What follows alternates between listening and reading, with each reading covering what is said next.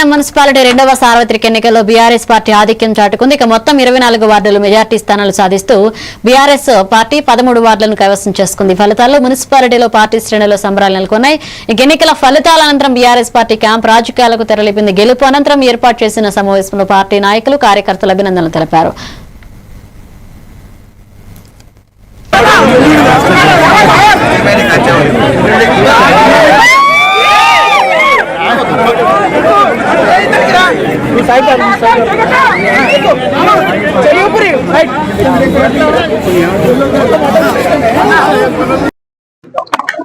ఈరోజు ఇబ్రాహీంపట్నం నియోజకవర్గం Ibrahimpatnam municipality BRS party కైవసం చేసుకోవడం జరిగింది.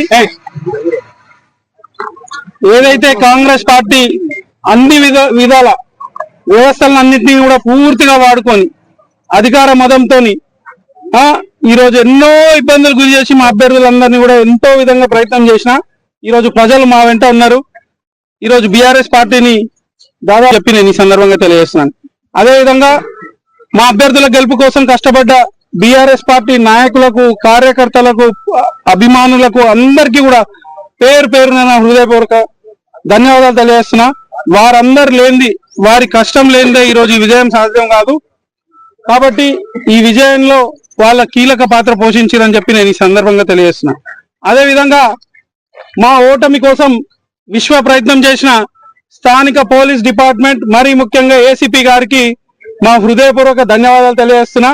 వారు ఎంతో కృషి చేసిర్రు, అయినా కానీ వాళ్ళు సాధించలేకపోయినరు. కాబట్టి